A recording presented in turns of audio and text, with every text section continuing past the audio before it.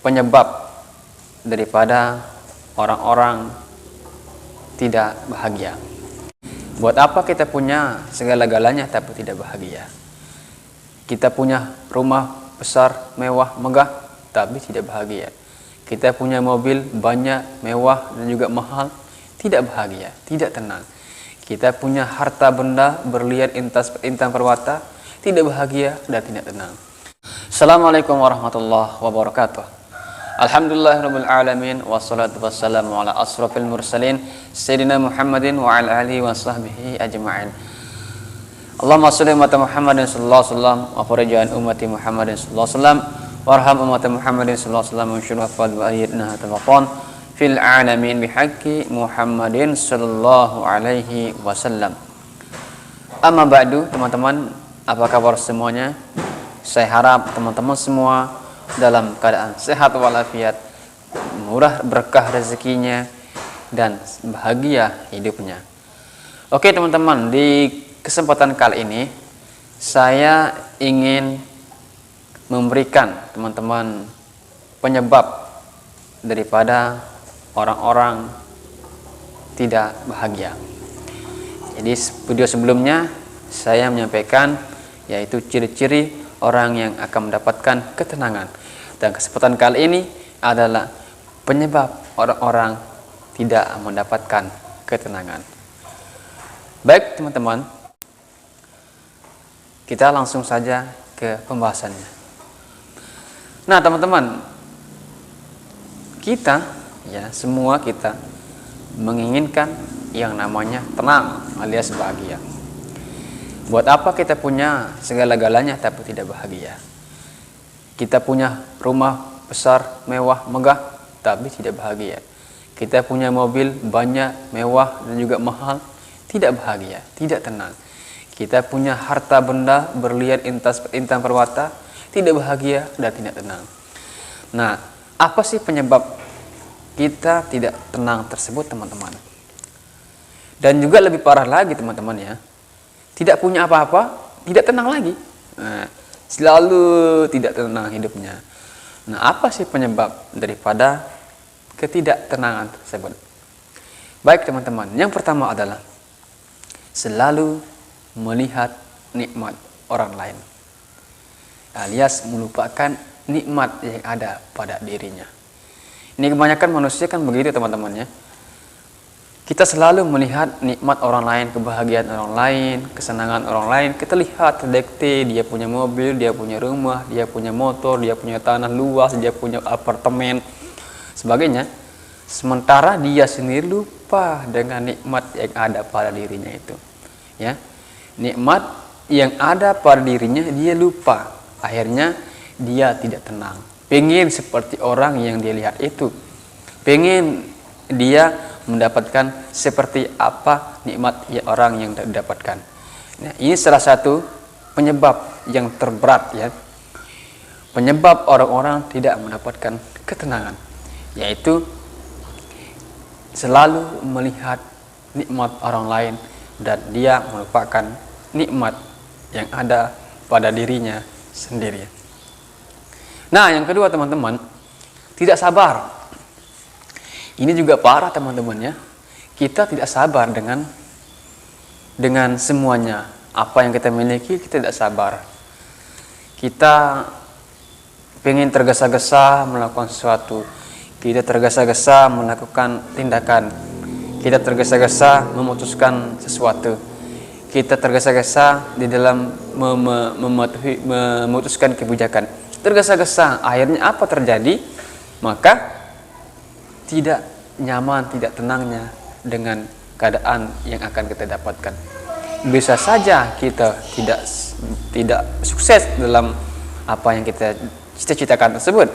Bisa saja kita akan bangkrut alias kita dan sebagainya. Nah, tidak sabar. Tidak sabar dalam berbisnis, tidak sabar dalam menahan ujian cobaannya, tidak sabar dalam kebangkrutannya, sabar dalam berproses. Nah teman-teman, ini juga penting teman-temannya. Kita sebagai manusia, ya orang awam lah tentunya, harus kita sabar-sabar teman-teman. Yang namanya hidup kan ada kalanya di atas, ada kalanya di bawah. Seperti roda lah.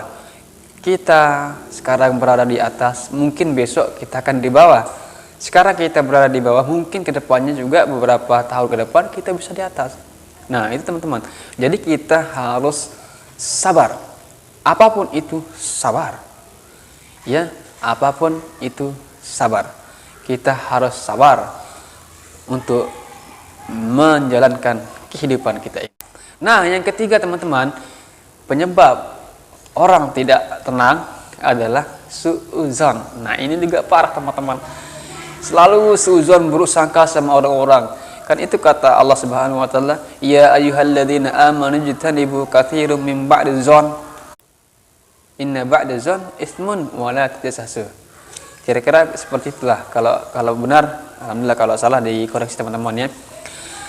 Gitu kan firman Allah Subhanahu wa taala.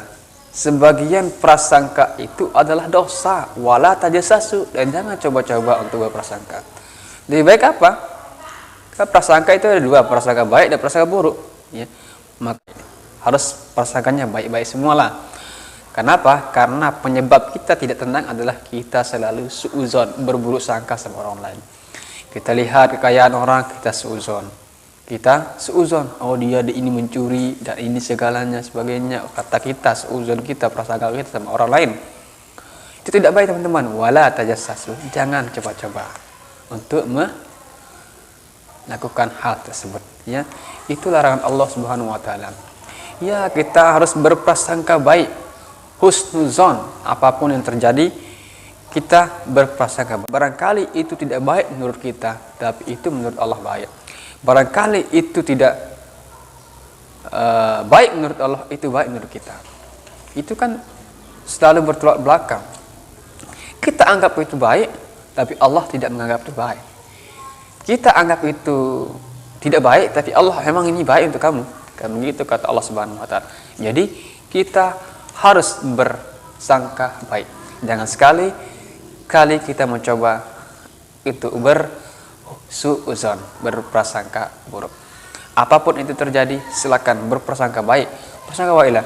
Karena orang yang selalu suudzon itu, teman-teman, tidak tenang hidupnya, tidak bahagia. Ya, tidak bahagia hidup orang-orang yang hidupnya dipenuhi dengan suudzon. Nah, itu parah sekali teman-teman. Karena kita selalu dihantui oleh kegelisahan, kegundahan, keirian dan sebagainya. Kenapa? Sebab karena suudzon. Hati kita ini suudzon, selalu prasangkanya buruk-buruk semua. Maka Imam Syafi'i mengatakan itu bagaimana? Saya lupa ibarat teman-teman ya. Jika kita memandang sesuatu dengan mata kebaikan, maka kebaikan semua yang akan muncul. Tidak ada ruang untuk kita menceritakan, memandang kejelekannya.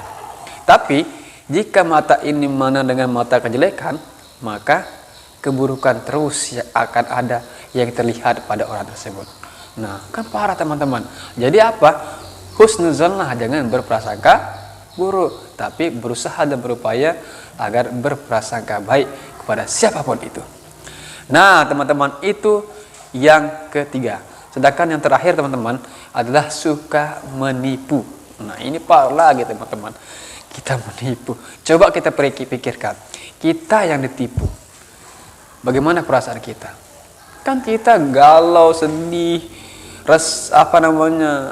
merasa kehilangan. Sementara orang-orang yang menipu itu kan bagaimana hidupnya? Akan dikejar-kejar sama polisi. Oh, di sini dia menipu, dia mencuri sebagainya. Karena dia menipu orang, akhirnya dia mencuri. Dia menipu orang, akhirnya dia begal orang. Nah, mohon maaf teman-temannya. Jadi kita akan dikejar terus sama polisi. Maka jangan sekali-kali mencoba untuk melakukan hal seperti itu. Kalau mau tenang, dicek video ini ya teman-teman ya. Ini ciri-ciri orang yang akan mendapatkan ketenangan dan kebahagiaan di video sini. Nah, jadi teman-teman, jangan sampai kita ya melakukan 4 hal tadi agar kita terhindar dari perkara-perkara yang kita tidak inginkan. Yaitu penyebab kita tidak tenang adalah yang 4 tadi. Pertama, selalu melihat nikmat orang lain. Kedua, tidak sabar. Dan yang ketiga, selalu bersuudzon. Yang keempat adalah menipu orang lain.